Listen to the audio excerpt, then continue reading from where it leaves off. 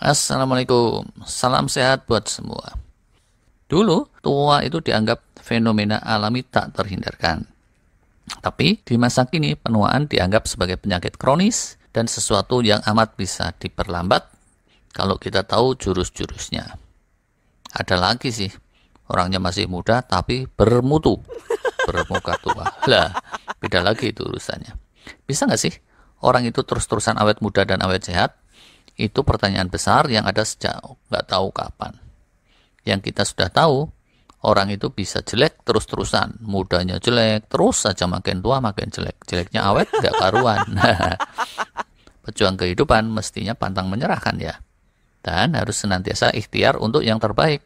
Soal hasilnya bagaimana, kita pasrahkan pada Allah. Alhamdulillah, sekarang ini riset dan penelitian terus berkembang.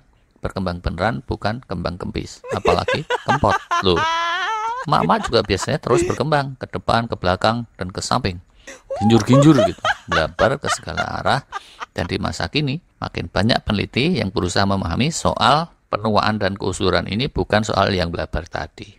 Dan makin kesini itu diyakini kalau kita paham betul esensinya tua itu apa, sampai di tingkat sel-sel tubuh, sejumlah penyakit dan keusuran itu bisa dihambat kemunculannya. Bahkan ada yang optimistis bahwa kita ini secara biologis bisa menjadi muda kembali.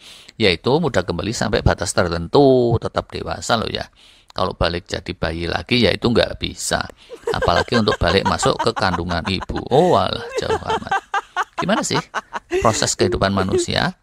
Mirip ternyata dengan tikus curut. Jadi jangan pada sombong loh ya. Dan mesti banyak-banyak istighfar.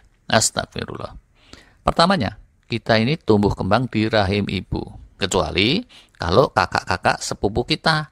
Mereka itu tumbuh kembangnya bukan di rahim ibu, tapi di rahimnya Bokde. Loh, walah, sama aja sih ini sebenarnya. Setelah matang di rahim ibu, manusia lahir recet. Jadi bayi. Kalau jadi cindil, itu anak antikus, pedet itu anak sapi. Nggak ada yang tanya. Nyat-nyut dikasih mimik cucu dan seterusnya, bayi tumbuh jadi anak-anak, terus jadi remaja dan dewasa belia yang prima, sempurna. Normalnya seperti itu. Nah, kalau stop di situ itu istimewa. Dan memang secara alaminya sel-sel tubuh kita punya mekanisme untuk mempertahankan keadaan normal dan prima di titik ini. Cuma realitanya seiring waktu, celana kolor aja makin lama makin loer kan ya. Terus jadi gampang melotrok, merosot, terus jadi rombeng, soek, melintir pula, degil dan baunya semriwing. Kalau yang murahan itu baru dipakai setahun aja juga sudah ambiar. Nah, sebagai ciptaan Allah yang canggih, tubuh kita bukan setahun amoh seperti itu. Lebih canggih dari shockbreaker bikinan Korea, Cina, atau India. Tubuh kita bisa bertahan terus dan terus sampai puluhan tahun, bahkan bisa 100 tahun lebih.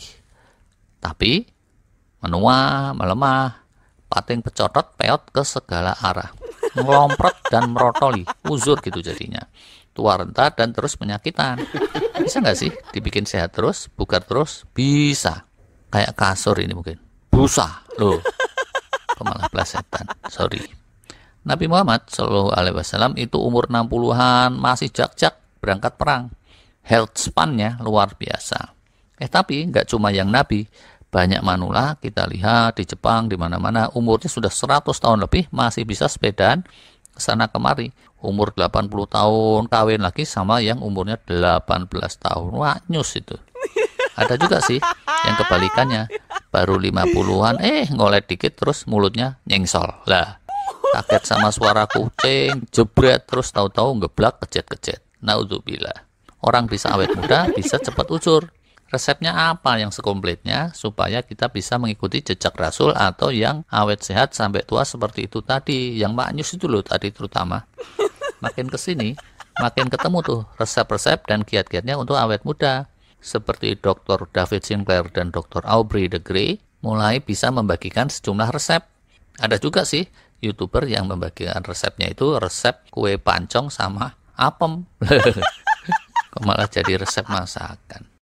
Secara ilmiahnya, esensinya menjadi tua itu apa sebetulnya? Apakah terus giginya tinggal 2? Itu lagu burung kakak tua kan ya? Atau suaranya gemeter? Orang yang menggigil kedinginan juga gemeter, kisut segala. Berikut ini mohon izin meringkaskan dari berbagai sumber terkini, antara lain dari Dr. Lopez Otin, peneliti Spanyol dari Universitas of Oviedo yang banyak dirujuk, lalu Dr. Aubrey de Grey, dan Science Research Foundation, dan lain-lain ahli peneliti dan spesialis penuaan.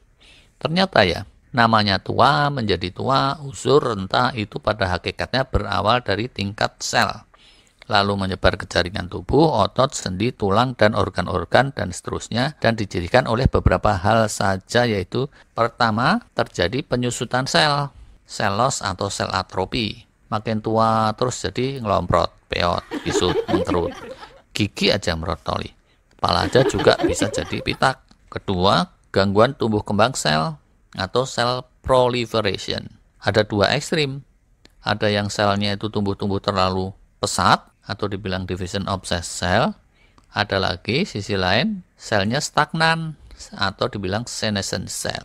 Kalau tumbuh kembangnya kelihatan terus jadi liar, itu bahaya, bisa jadi kanker dan seterusnya. Tapi tidak pun kanker, ciri orang tua tuh kayak gitu kan ya. Rambutnya tipis tapi cepat panjang. Bulu hidung aja itu terus jadi panjang-panjang gitu. Telinga yang semula bersih aja terus jadi berbulu tumbuh rambut. Padahal dulu mudanya enggak. Telinga hidung juga terus saja membesar. Tai lalat aja bermunculan yang versi-versi baru. Nah, di sisi lain, stagnasi juga kelihatan. Kalau anak muda gitu habis jarum pegel-pegel, besoknya sudah hilang. Tapi kalau orang tua itu nggak hilang-hilang. Ada yang kecepatan tumbuh kembang selnya, tapi di sisi lain ada yang stagnan.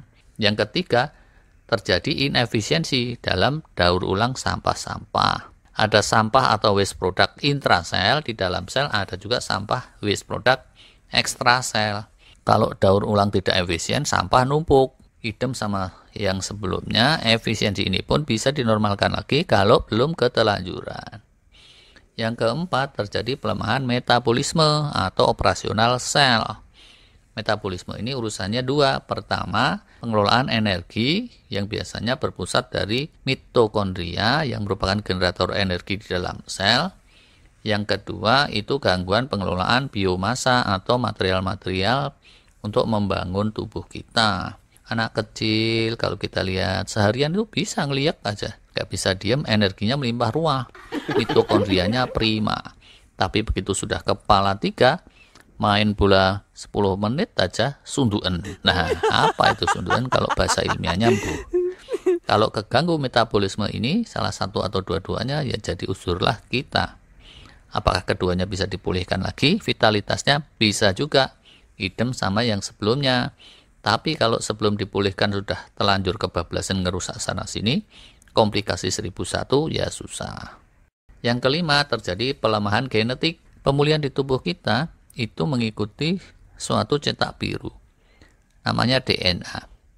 Ibarat proses fotokopi, ini masternya. Kalau masternya rusak, kopiannya jadi nggak bisa seperti aslinya semula.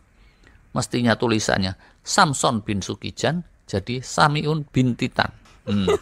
Semula James Cook bin James Bond berubah jadi Spekuk Bond bin. Walah, aduh man, beda nih. Gimana DNA ini bisa rusak? Kalau ada kejadian luar biasa, kena paparan radiasi termonuklir gitu, atau yang lebih dahsyat dari itu, atau kalau mendadak dunia kiamat, nah DNA rusak. Tapi nggak ada pun kejadian yang seganas itu.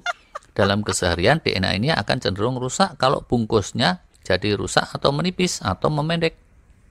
Bungkusnya ini namanya telomer. Ibarat air mineral, selagi kemasannya rapi jeli, air di dalamnya terjaga awet. Tapi begitu ada bocor, airnya terkontaminasi. Kalau nekat diminum juga bonjrot, itu urusannya moncor atau minimal cepirit-pirit. Walah. Nah, tapi berita gembiranya, selain bisa memendek, telomer si pelindung DNA ini juga bisa memanjang. Kalau dia memanjang, ibaratnya kita ini kembali muda.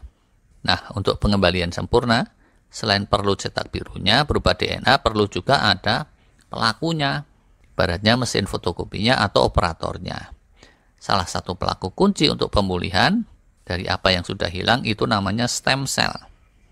Orang-orang yang uzur itu stem cellnya juga menipis sisan. Jadi serba salah. Tapi kalau belum keterlanjuran, stem cell ini juga bisa dimunculkan lagi dan proses-proses pemudaan jadinya bisa terjadi dengan lebih baik.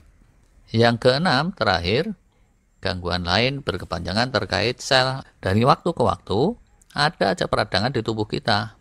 Meradang terus sembuh. Begitulah daur hidup kita, tapi makin tua yang meradang makin banyak, sembuhnya makin melamban. Bahkan ada yang nggak sembuh-sembuh. Ya, ini terus kita jadi renta usur. Lainnya itu, kalau matriks antar sel mengeras, selain kita jadi tua, juga jadi berpotensi kena kanker pula. Mete ini. Kalau komunikasi antar sel makin tua juga makin error, khususnya sel saraf, sel otak, dan seterusnya. Koordinasi dan kesisteman di tubuh pun jadi bleedru, nggak sinkron. Keseharian juga jadi error. Keceburlah kita dalam pusaran yang menarik ke jurang kehancuran. Walah, vitalitas sel juga melemah kalau nggak nyeklik dengan jam biologisnya atau dibilang ritme sirkadian. Dan ini akan terus mempercepat penuaan. Begitulah kira-kira reportase dalam bahasa manusia terkait esensinya menjadi tua. Nah, apakah hal-hal itu bisa dikendalikan sehingga kita tidak cepat menua? Para ahli masa kini cukup optimis. Dalam berbagai percobaan di lab, sudah dibuktikan hewan percobaan tidak cuma bisa dibikin awet muda, tapi bahkan bisa usia biologisnya dipermudah. Cacat tertentu atau penyakit degeneratif tertentu itu juga bisa dieliminir sama sekali. Mau dibikin cepat tua juga bisa sih. Dan tidak seperti untuk awet muda atau muda kembali, yang harus mengkombinasikan sejumlah jurus kungfu secara tepat untuk mempercepat penuaan. Cukup dipraktekkan 1-2 saja itu sudah jadi dah. Nah, tentang jurus-jurus itu bisa jadi cerita di video yang lain, tapi jurus silat kodok melungker menahan nafsu itu bukan termasuk salah satunya. Begitulah sekedar pengetahuan umum tentang hakikat tua secara biologis. Semoga bermanfaat untuk kita semua. Terima kasih.